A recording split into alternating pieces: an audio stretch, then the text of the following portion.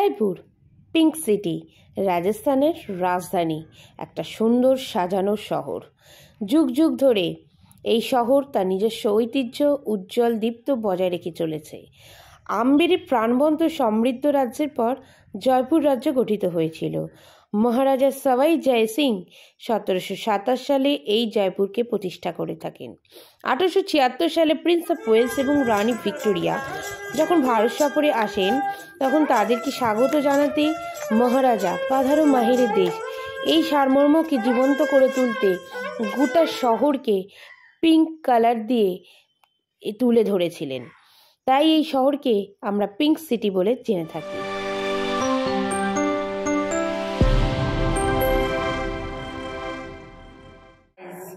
তোমরা আমার ভিডিও দেখছো নিশ্চয়ই, তো কেমন লাগছে প্লিজ একটু কমেন্ট করে জানাবে। আমি আমার জার্নি, একটা যে নিউ জার্নি স্টার্ট করেছি, সেটা আমি বর্ধমান থেকে পাটনা থেকে তেজাস রাজধানী করে নিউ দিল্লি স্টেশন আমি পৌঁছে গেছি।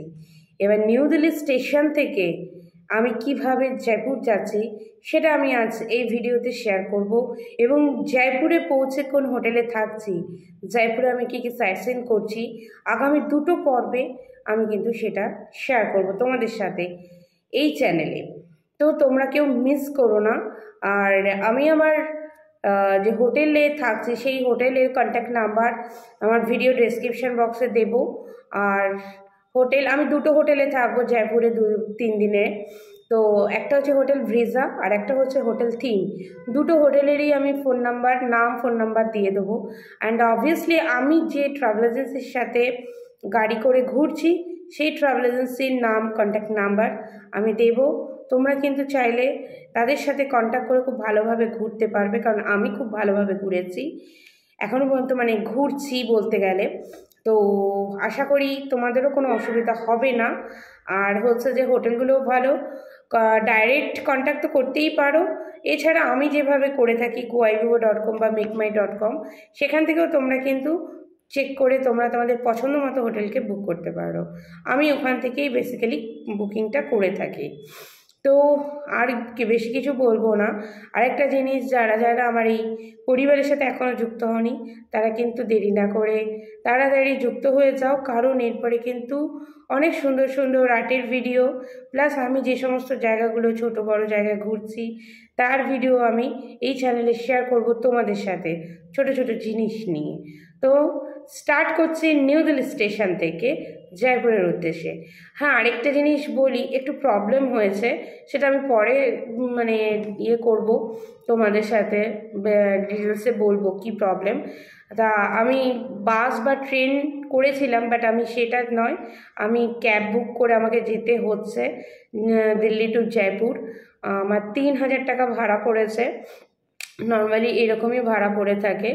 তোমরা যদি বুক করতে চাও, আমি যে ট্রাভেল এজেন্সির সাথে বুক করেছি তার তো নাম্বার দিচ্ছি, তাদেরকে বলে তারাই বুক করে দিচ্ছে, আমাকে তাই করেছে। এছাড়াও তোমরা makemy.com বা goibibo.com গিয়েও কিন্তু ক্যাব বুক করতে পারো দিল্লি টু জয়পুর, অথবা জয়পুর থেকে দিল্লি আসার জন্য ক্যাব পাওয়া যায়। তো এইভাবে তোমরা করতে পারো। আমি যাচ্ছি ক্যাবে, তার কারণ কি সেটা আমি ধীরে ধীরে তোমাদের সাথে শেয়ার করছি। চলো টাটা, আর দেরি না করে ভিডিওটা স্টার্ট করি। এটা হলো নিউ দিল্লি স্টেশনের 1 নম্বর প্ল্যাটফর্মের ওপরে দোতলাতে পাহাড়গঞ্জ সাইডের এক্সিকিউটিভ লাউঞ্জ। আবার আজমিরি গেট সাইডেও এরকম একটা এক্সিকিউটিভ লাউঞ্জ আছে 16 নম্বর প্ল্যাটফর্মে। আর এখান থেকে স্টার্ট হলো আমাদের journey towards Jaipur. So let's go Jaipur. Welcome from Jaipur. আমরা এখন জয়পুরের হোটেলে আছি। কাল অনেক রাতে আমরা জয়পুরে এসেছি, একটু অনেকটাই লেট হয়ে গেছে। কাল রাত 11টা, প্রায় 11:30টার কাছাকাছি আমরা জয়পুর এসেছি। তো ছেলের ভীষণই টায়ার্ড ছেলে ছিল, আমরাও ছিলাম। তারপর ছেলেকে একটু খাইয়ে ঘুমিয়ে পড়েছিলাম। সো কাল রাতে আর কোনো ভিডিও করা হয়নি। তো জয়পুরে আমরা যে হোটেলটাতে রয়েছি সেটা হচ্ছে হোটেল ব্রিজা। তো ওটা টঙ্ক রোডে আছে। Hotel fern, hotel royal orchid central সবই এক লাইনেই আছে, এইসব জায়গাতেই আশপাশেই আছে। জায়গাটা বেশ সুন্দর, হোটেলটাও ভালোই। সুন্দর। তো এখানে তো আমরা জানি খাবার দাবার সব ভেজই হয়ে থাকে, কিছু কিছু জায়গায় রেস্টুরেন্ট আছে নন ভেজের, সেখানে যাবো আজকে। আর এখন আমরা রেডি হয়ে গেছি আমের ফোর্টের জন্য, তা বেরোবো, ড্রাইভার নিতে এসে গেছে। তো চলুন স্টার্ট করি ঘোরা। এটা হলো আমাদের হোটেল ব্রিজার রুম, ডিলাক্স রুম আমি বুক করেছিলাম। এই যে একটা মিরর আছে এখানে, আর এখানে সব চা বানানোর সরঞ্জাম দিয়ে গেছে, ওয়াটার বটল আছে, আর এটা বক্সটির মধ্যে আপনার ফ্রিজ আছে একটা, এখানে ওয়াশরুম, এইদিকে ওয়ার্ডরোব সব আছে, এখানে একটা ডেস্কের মতন আছে যেখানে লাগেজগুলো রেখেছি, এখানে আরেকটা মিরর বেশ লম্বা, এখানে টিভি, এই যে বসা চেয়ার, আর এখানে মোট 3টে চেয়ার টেবিল সব কিছুই আছে, উইন্ডো একটা বড় দেখা যাবে, এই যে বেড, কিং সাইজ বেড, আমার ছেলে বসে রয়েছে। Good morning friends, so welcome to our new vlog and we are now in Rajasthan. রাজস্থানে আমরা এখন জয়পুরে আছি, এখন খুব সুন্দর সকাল, ফুটফুটে রোদ, হ্যাঁ, এবং আমরা বেরিয়ে পড়েছি এখন আমের ফোর্টের উদ্দেশ্যে। আচ্ছা, ঠিক আছে, আমাদের ড্রাইভার স্যার যে আছে উনিও আশেপাশে যা আছে সেগুলো দেখাতে দেখাতে চলেছেন, এবং আমরা এখন আপাতত আমের ফোর্টের দিকে যাচ্ছি। আমের ফোর্টের পরে we shall come to Nahargarh fort, Nahargarh ফোর্টের পরে হাওয়া মহল, জল মহল, এইসব দেখে তারপরে আমাদের প্ল্যান আছে টু রিটার্ন টু হোটেল। হ্যাঁ, তো দেখা যাক, এখন তো জাস্ট শুরু হয়েছে, তো আমের ফোর্টের ব্যাপারটা অনেক শুনেছি, আবার গিয়ে দেখি কীরকম। ওকে, আর আপনাদেরকেও সেটা আমরা শেয়ার করতে থাকবো। ঠিক আছে, কালকে একটু বসে আমাদের দেরি হয়ে গেছিলো রাত্রে, সেই জন্য আজকে উঠতেও দেরি হয়েছে। ফাইন, তো দেখা যাক এখন, so far so good. Alright, let's see. আমরা দিল্লি থেকে জয়পুর ক্যাবে এসেছি, যার প্রাইস নিয়েছে 3000 টাকা অ্যাপ্রক্স, এইরকমই হয়ে থাকে। এবার জয়পুরে আমরা ক্যাবে কেন এসেছি, বাস ছিল প্লাস তার সাথে ট্রেনও ছিল। আনফর্চুনেটলি আমাদের ট্রেনটা মিস হয়ে যায়, বিকজ তেজাস রাজধানী আমাদেরকে সকালের জায়গায় দুপুরে এত লেট করে ঢোকায় যে আমরা ওল্ড দিল্লি স্টেশন পৌঁছাতে আমাদের অনেকটা লেট হয়ে যায়। তো অবশ্যই আপনারা হাতে কিন্তু অনেকক্ষণ টাইম নিয়ে বেরোবেন, যেখানেই বেরোবেন। দিল্লিতে যে এত বাজে জ্যাম হয় এটা ভাবা যায় না। ওই যে দূরে দেখা যাচ্ছে আমের ফোর্ট, ও ইতিহাস বিখ্যাত আমের ফোর্ট, যা জয়পুর শহর থেকে 11 কিলোমিটার দূরে অবস্থিত। এই ফোর্ট রাজপুত স্থাপত্যের একটি বড় নিদর্শন। এর কিছু ভবন ও কাজে মুঘল স্থাপত্যেরও প্রভাব রয়েছে। লাল বেলেপাথর মার্বেল দিয়ে নির্মিত আকর্ষণীয় ঐশ্বর্যময় প্রাসাদটি 4টি স্তরে বিন্যস্ত, প্রতিটিতে একটি করে উঠোন রয়েছে। এটিতে একটি দেওয়ানি খাস, একটি শীষমহল বা জয় মন্দির এবং সুখ নিবাস নিয়ে গঠিত হলো এই ফোর্টটি। এই প্রাসাদটি ছিল রাজপুত মহারাজা তাদের পরিবারের বাসস্থান। দুর্গের গণেশ গেটের কাছে প্রাসাদের প্রবেশপথে চৈতন্য ধর্মের দেবী শিলা দেবীর উদ্দেশ্যে একটি মন্দির রয়েছে, যা রাজা মান সিংকে দেওয়া হয়েছিল যখন তিনি 1604 সালে যশোর বাংলার রাজাকে পরাজিত করেছিলেন। রাজা মান সিংয়ের 12 জন রানী ছিল, আর 12টি রানীর জন্য 12টি কক্ষ তিনি তৈরি করেছিলেন। প্রতিটি রানীর জন্য একটি করে, এবং প্রতিটি কক্ষে রাজার কক্ষের সাথে একটি সিঁড়ি সংযুক্ত ছিল, কিন্তু রানীরা উপরের তলায় যেতেন না।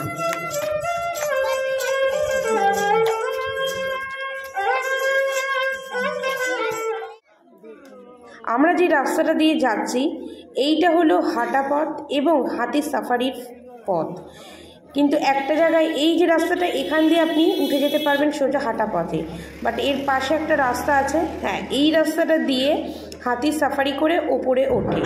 হাতি সাফারি সকাল 8টা থেকে 12টা পর্যন্ত হয়ে থাকে। গাইস, আমরা এখন আমের ফোর্টের দিকে যাচ্ছি হেঁটে হেঁটে। আমের ফোর্টের ভেতরেই আছি আমরা। এবার আমের ফোর্টের যে মেইন যে জায়গাটা, সেইখানটাতে আমরা হেঁটে হেঁটে উঠছি, ভালো লাগছে খুব।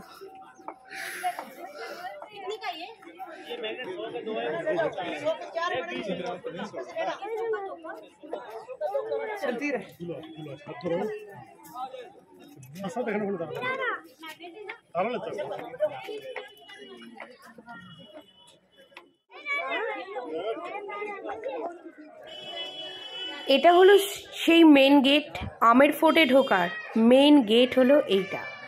এখান দিয়ে হেঁটে যারা উঠবেন তারা তো এখান দিয়ে ঢুকবেন, প্লাস এলিফ্যান্ট রাইড করেও যারা আসবেন তারা এখান দিয়েই উঠবেন। গাড়ি এদিক দিয়ে বেরোচ্ছে, বাট অন্য রাস্তা দিয়ে ওঠানামা করে। আর দুই হচ্ছে যেটা বলে ইতিহাস, সেটা হচ্ছে যে রাজ পরিবারের যখন কেউ এই ফোর্টে আসে তারা কিন্তু এই গেট দিয়েই ঢোকে। আর এই যে সামনে যে বিশাল এরিয়াটা দেখছেন, এইটা একসময় ছিল সেনাদের প্যারেড করার জায়গা। দেখুন কতটা বড় এরিয়া। এখানে সেখানে সেনারা, রাজার যে সেনারা, তারা প্যারেড করতো। দারুণ। আর এখানেই একটা কাউন্টার আছে, সেটা দেখাবো। সেখান থেকে টিকিট নিতে হবে, আপনাদের টিকিট কাটতে হবে। হ্যাঁ, সামনের দিকে যে বিল্ডিংটা দেখছেন ওই বিল্ডিংটাতে টিকিট কাউন্টার আছে, দিয়ে তারপরে আপনাকে ওই ভেতরে উপরের দিকে উঠতে হবে।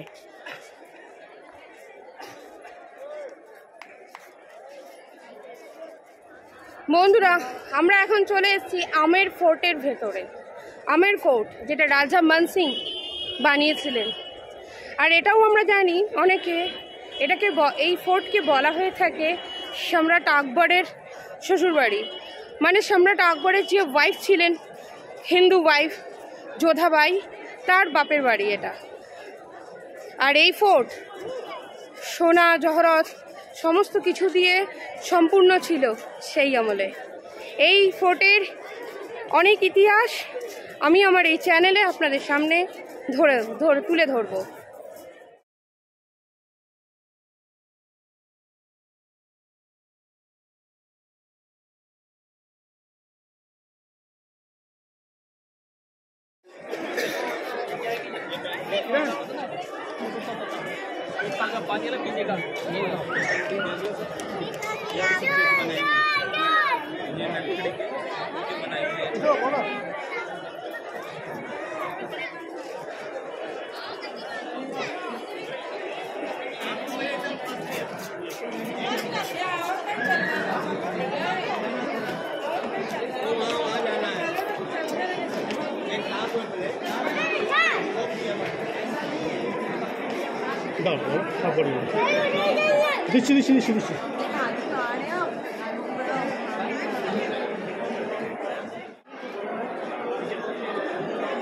पैलेस का पहला पार्ट है। नीचे जो आप नीचे देख रहे हो उसको बोलते हैं जलेबी चौक।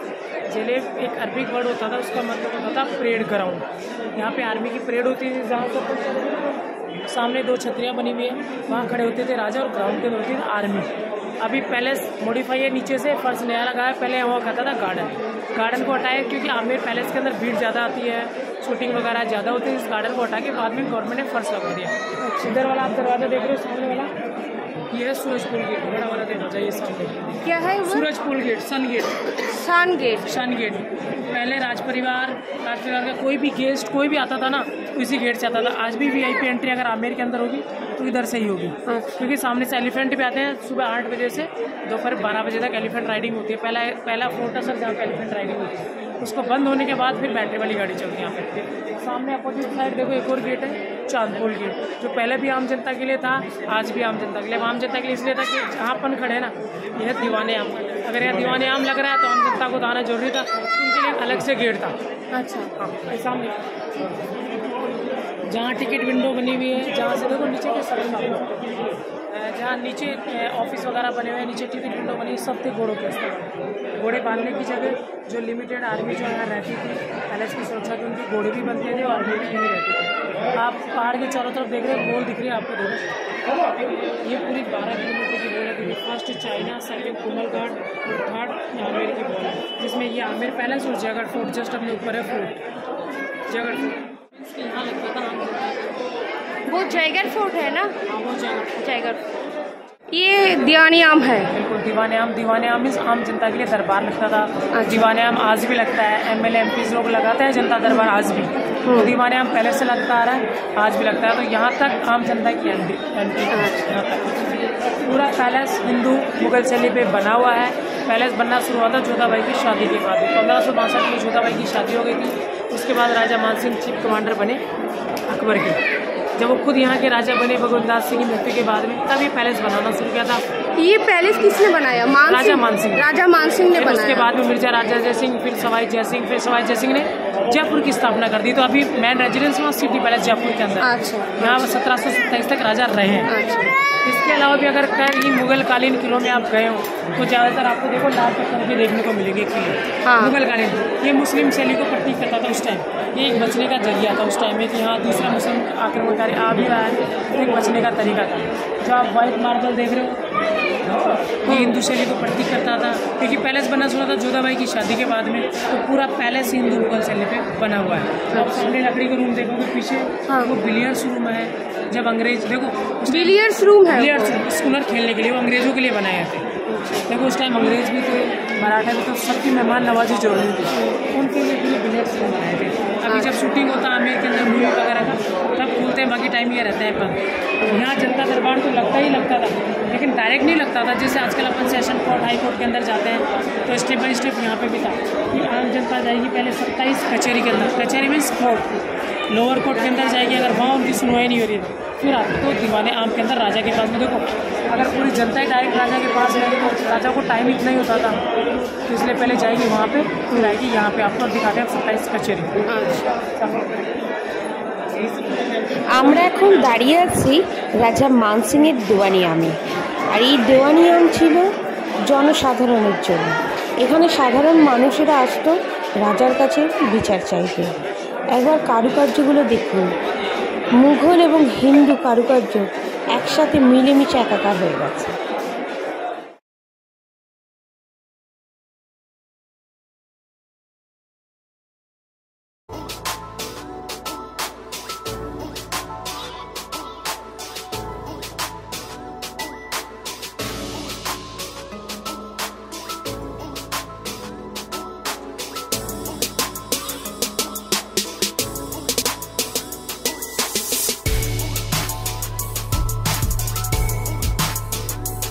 এইটা হলো আমের ফোর্টের কাছারি অফিস, মানে যেটা আমরা বলে থাকি কোর্ট কাছারি।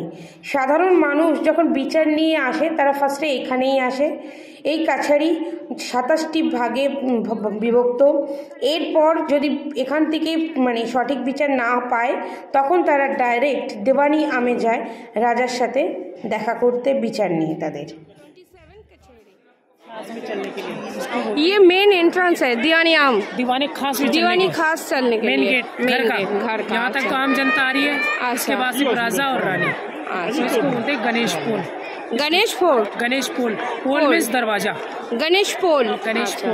गणेश जी की प्रतिमा नजर आएगी आपको। देखो हिंदू शैली के अंदर मान्यता है कि अपन सबसे पहले गणेश जी की स्थापना करते हैं। गणेश जी की स्थापना इसलिए क्योंकि पॉजिटिव एनर्जी के लिए अपन मंदिर के अंदर जाते हैं। क्यों जाते हैं? कि दिमाग शांत रहे, थिंक अच्छी आए, दिमाग के अंदर पॉजिटिविटी बनी रहे। तो ये पूरा पैलेस हिंदू मुगल शैली बना। आपको ऊपर मुगल का आर्किटेक्चर भी नजर आएगा। देखो झरोके बने हुए हैं, आपको कलर्स मुस्लिम नजर आएंगे। झरोके स्पेशल हुआ करते थे रानियों के लिए। देखो राजपूत राजा थे, बड़े स्ट्रिक्ट हुआ करते थे, तो रानियों के लिए अलग व्यवस्था थी कि आप झरोकों में बैठे कि दीवाने आम के अंदर क्या हो रहा है क्या नहीं हो रहा। वो रानियाँ पीछे से देखा करती थी। रानियों के पीछे भी ब्लैक पर्दे लगा करते थे, तो झरोके से रानियों को सब कुछ नजर आ जाता यहाँ पे। लेकिन यहाँ से कोई देखता था ना तो झरोकों में से रानियाँ नजर नहीं आती थी।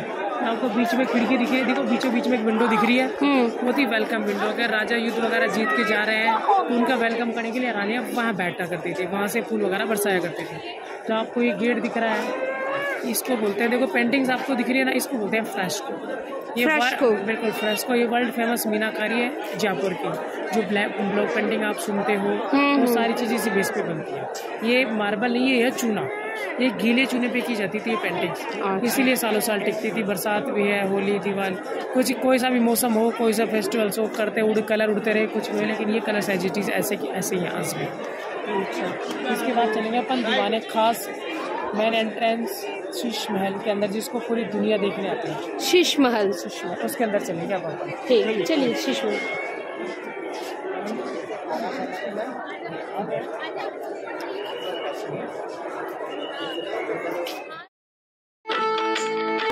देखा, अब आ गए अपन दीवाने खास के अंदर, जो पूरी दुनिया देखने आती है। वो यही दुनिया का सबसे बड़ा शीश महल ये बनाया था मिर्जा राजा जय सिंह ने, 2 रानियों के लिए। पर्टिकुलर 2 रानियाँ थी, उनके लिए बनाया था शीश महल। शीश महल जो शीशे थे वो बेल्जियम से मंगवा के फिर शीश महल बनाया था, क्योंकि 1600 के अंदर ईस्ट इंडिया कंपनी आ गई थी। इसके बाद राजाओं का बाहर आना जाना शुरू हो गया था, तो वो निर्माण शुरू करवाया था 1621 के अंदर मिर्जा राजा जय सिंह ने। 2 पर्पज़ के लिए शीश महल बनाया था। देखो रानियाँ भी बाहर की भी रानियाँ रहा करती थी। राजा अगर आपके चेन्नई चले गए तो मानो 2-4 महीने 1-2 साल ही लग जाते हैं आने जाने के अंदर, तो रानियों को कितनी भरोसे छोड़ देते। तो यहाँ उनके लिए हर एक सुविधाएं उन्होंने उपलब्ध करवा दी। कि रानियों की डिमांड थी कि राजा जी दिन में तारे देखने हैं, तब ऑब्वियसली दिन में तारे अपन देख नहीं सकते, तो उनके लिए फिर शीश महल बना दिया कि रानियों को दिन में जब भी तारे देखने को। रूम ऐसे थे शीशों के हैं, ये बाहर आप जो हिस्सा देख रहे हो पूरा बाहर का है, अंदर भी रूम बिल्कुल शीशे का है। रानियों को जब भी दिन में तारे देखने होते थे तो एक दीपक लगाना होता था रूम के अंदर, छोटा सा दीपक लगाएंगे तो पूरा पैलेस ब्राइट, दिन में तारे देख लिए। अब एक सर्दी से बचने के लिए, क्योंकि राजस्थान में आपको पता ठंड बहुत अच्छी खासी पड़ती है, तो सर्दी से बचने के लिए आप सर्दी में ऐसे बचते थे कि दीपक लगाएंगे, दीपक 2-4 घंटे जलता रहेगा तो डायरेक्ट शीशे रिफ्लेक्ट होंगे, तो शीशे गर्म होंगे तो धीरे धीरे रूम का टेम्परेचर बदल जाएगा। और एक दिन में तारे कैसे दिखते हैं वो भी आपको दिखाते हैं। रूम कैसे আমরা এখন আছি রাজা মানসিংয়ের তৈরি করা শীষমহল তার রানীদের জন্য। রাজা যখন দীর্ঘদিনের জন্য যুদ্ধে যেতেন, তার রানীরা যাতে বোর ফিল না করে সেই পারপাসেই উনি এই মহলটি বানিয়েছিলেন রানীদের জন্য। রানীরা এখানে খুব সুন্দরভাবে থাকতেন এই শীষ মহলে। এছাড়া এটাকে উইন্টার প্যালেসও বলা হয়ে থাকে। এইটা হলো আমের ফোর্টের সব থেকে সুন্দর জায়গা শীষ মহল, যেটাকে আমরা বলে থাকি দেওয়ানি খাস।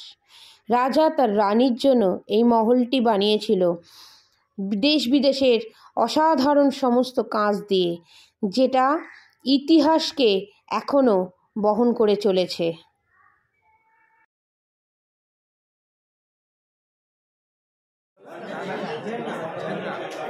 এইটা হলো সামার প্যালেস, মানে হচ্ছে রানীরা গরমকালে এই প্যালেসের ভেতরে থাকতেন।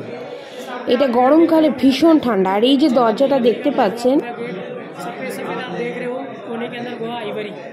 এই যে গেটটা দেখতে পাচ্ছেন, এটা চন্দন কাঠ দিয়ে তৈরি এই গেট।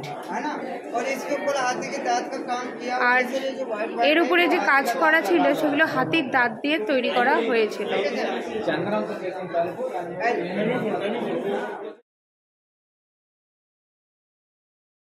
আমরা এখন প্রবেশ করছি রাজা মানসিং প্যালেসের ভিতরে। রাজা মানসিং ছিলেন মুঘল সম্রাট আকবরের চিফ কমান্ডার। আর মানসিংয়ের যিনি ভগিনী মানে বোন, তার সাথেই সম্রাট আকবরের বিবাহ হয়েছিল। এই প্যালেসের ভিতরেই রাজা মানসিং তার বাকি রানীদের সাথে থাকতেন।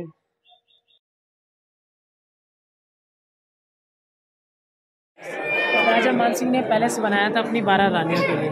अब नीचे वाला घर था, अब राजा मानसिंह की हो गई 12 शादियाँ। जैसे अकबरी की शादी हुई कि सामने से राजा, पहले समझौते ऐसे होते हैं राजकुमारियाँ साथ ही आधा पैसा साथ में, ऐसे समझौते होते हैं। तो राजा मानसिंह हो गई 12 शादियाँ, नीचे वाला घर पड़ गया छोटा, फिर उन्होंने ये पैलेस बनाना, उसके बाद मानसिंह पैलेस। 12 रानियों के लिए 12 पैलेस बनाए हैं यहाँ पे। जहाँ पर खड़े हैं पर्टिकुलर एक रानी का सेपरेट है, जहाँ खड़े पूरा एक रानी का सेपरेट है, फिर एक दीवार लगा के दूसरी रानी का, फिर एक दीवार लगा के तीसरी रानी का, ऐसे करके 3 इस साइड में है, 3 राइट में, 3 लेफ्ट में और 3 अपोजिट साइड में, ऐसे करके हम पूरे। রাজা মানসিংয়ের 12টি ওয়াইফ ছিল, মানে বউ ছিল। রাজা মানসিং তার 12 জন ওয়াইফের জন্য 12টা রুম বানিয়েছিল থাকার, যাতে কারোর কোনো অসুবিধা না হয়ে থাকে। প্রত্যেকটা রানী আলাদা কক্ষে সেপারেটভাবে থাকতো। এটা হলো সেই কমন প্লেস যেখানে 12টা রানী একসাথে বসে গল্প করতো।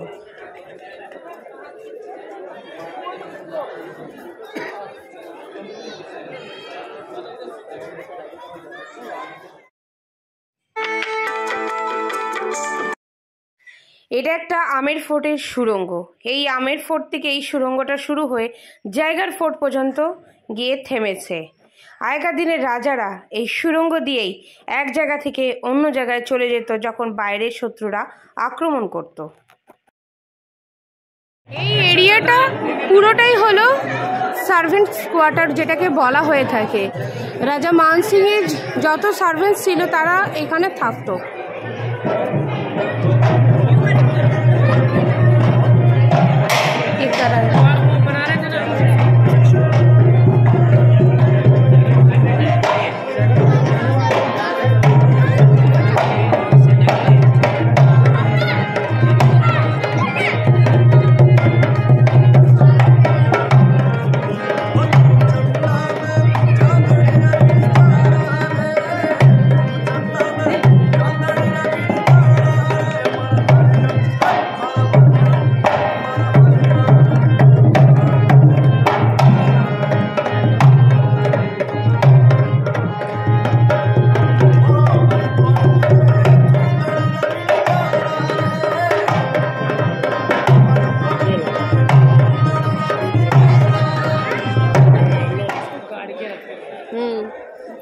गाड़ के इसलिए रखते थे क्योंकि ठंडा रहता था पानी इसलिए।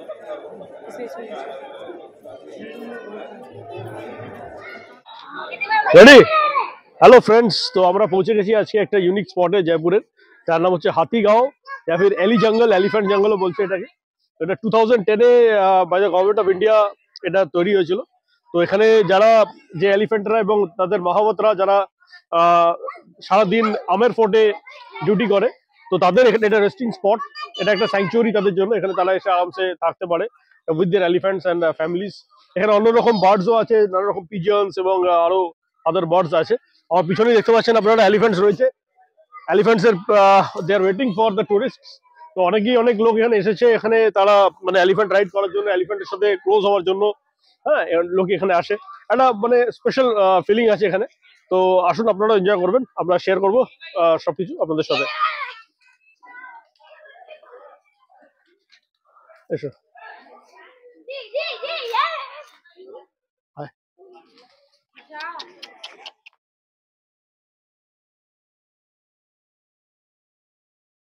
चेयर की तरफ एक मिनट फास्ट उधर वीडियो बन रहा है ना सर? ठीक है, तो आ गया हाथी की सवारी कर रहे हैं आज हम लोग। ठीक है, आप बैठिए पहले सर। मैं बैठ जाऊँ? सर आप एक आप पैर उस साइड से खाली তুমি ওইদিকে পাটাকে ঘুরিয়ে দাও। उधर उस तरफ बैठ जाए, ये ऐसे। हां पैर उस साइड निकाल ले, लटका ले ऐसे ना। चल बस पाटा ওদিকে করে দে, পা ওদিকে করে দে। पैर इस तरफ रहेगा बच्चे का भी, और मैडम का पाटा दिए कर दे। সরাও একটু, সরাও একটু, সরাও। रुको, हाँ पाटा के सामने একটু বাইরে পাটা করো। हाँ कर दीजिए आओ, चिंता नहीं।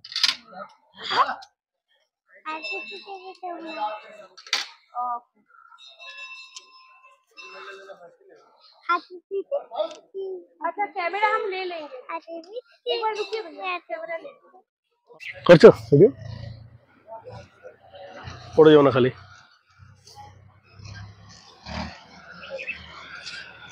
ধরে থাকো, পড় না, ধরে থাকো।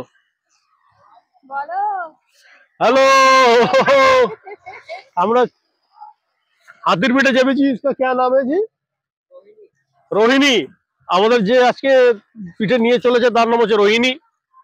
হ্যাঁ, মস্ত বড় চ্যানেল এলিফ্যান্ট। তো এটা জয়পুরের খুব একটা স্পেশাল জিনিস। বাবা এখানটা ধরো, এইখানটা ধরো। হ্যাঁ,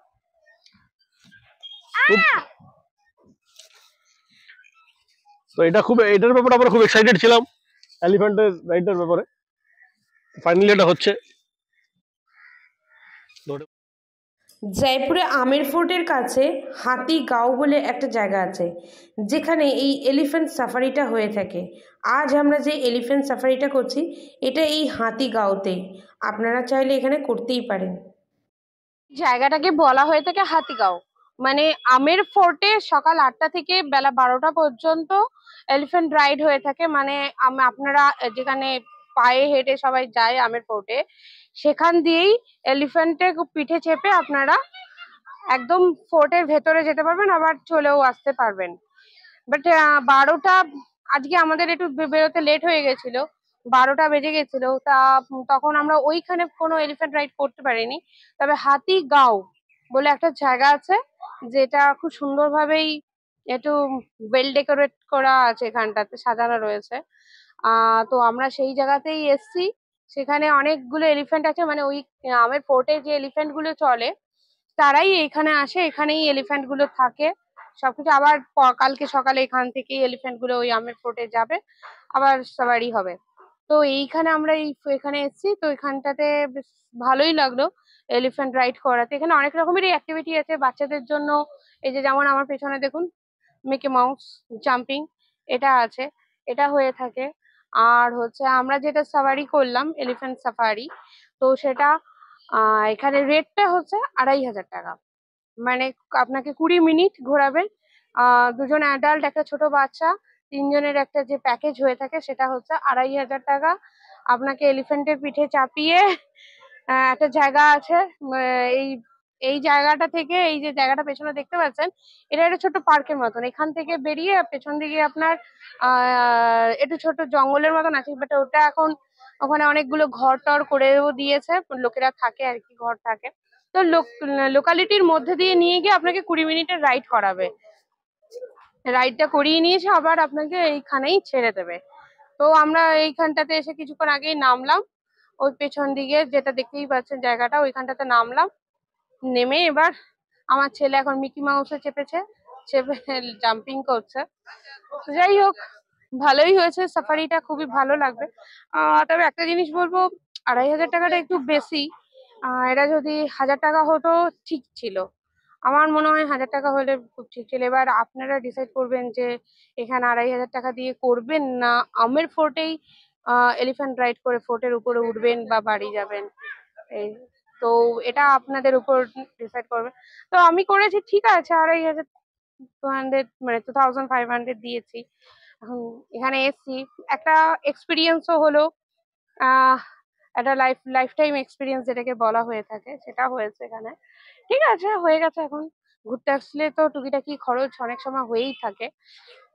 তো এলিফ্যান্ট রাইড হলো, অন্তত এলিফ্যান্টের পিঠে চাপা হলো, এটা একটা মজাদার ব্যাপার। তো যাই হোক, ভালো হয়েছে। এবার প্রত্যেকের নিজস্ব একটা ওপিনিয়ন তো থাকতে পারে যে না, আমি এখানে জাস্ট এলিফ্যান্টের, আপনি এছাড়াও এখানে টাকার ব্যাপার বলতে রাইডের জন্য আলাদা 2500 টাকা। আর 2 হচ্ছে যে আপনি যদি বাহুবলীর মতন সুরে করে, সুরের ওপর দাঁড়িয়ে, এলিফ্যান্টের সুরের ওপর দাঁড়িয়ে যদি এলিফ্যান্টের ওপর চাপতে যান, তাহলে তার আলাদা টাকা। আবার এলিফ্যান্টের গায়ে যদি পেন্টিং করতে চান, ওরা কালার ফালার সব দেবে, সেটারও আলাদা চার্জ আছে। সবকিছুই 1000-এর ওপরে, মানে কম কিছু এখানে নেই। তো আমার মনে হয় যদি সাফারি করতে হয় তাহলে সেটাই বেস্ট, এক্সট্রা আর কিছু করার দরকার নেই। সাফারি করে এসে আপনি নর্মাল ফটো টটো তুলতে পারবেন, সেগুলো তো কোনো ইয়ে লাগবে না। আর হ্যাঁ, আপনার একটা ফটো তুলবে এলিফ্যান্টে চাপার পর, সেটার প্রাইস হচ্ছে, মানে 2টো ফটো তুললে মানে পার ফটো হচ্ছে 100 রুপিস। তো আপনি শুরুতেই, আমি বলবো, যেটা আমরা জানতাম না, আমি একটা জিনিস শেয়ার করবো আপনাদের সাথে, শুরুতে বলে দেবেন যে ফটোটার দরকার নেই, কারণ আমরা আমাদের নিজেদের ফটো ক্যামেরা দিয়ে তুলে নিচ্ছে, আমাদের ফটো তুলতে হবে না। এটা একটা বলে দিলে ওরা আর আশা করি ফটো তুলবে না। তাহলে 200 টাকা সেভ হবে। তো এইটা আমি একটু আপনাদেরকে ইনফরমেশন দিয়ে রাখলাম। এটা আমি জানতাম না, ওরা তুলে নিয়েছে, এবার ভেবেছি যে হয়তো ওদের নিজেদের জন্য তুলেছে বা যাই হোক। বাট এটা যে পরে বললো যে না, এটা চার্জেবল, ফটো তুলে ওরা সেল করবে ওটাকে। তা আমাদের ফটো ওদের কাছে কেন রাখতে দেবো? সেই জন্য আমি, বাবা ঠিক আছে চলো, নিয়েই নিলাম ফটো দুটো 100-200 টাকা দিয়ে।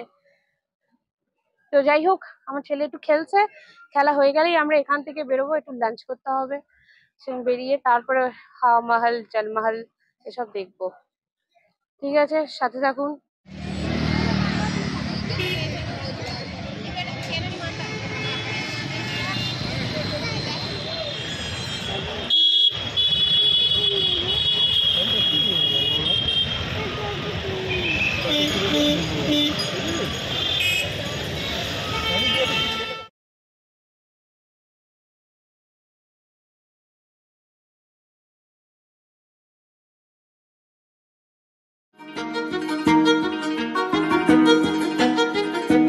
है।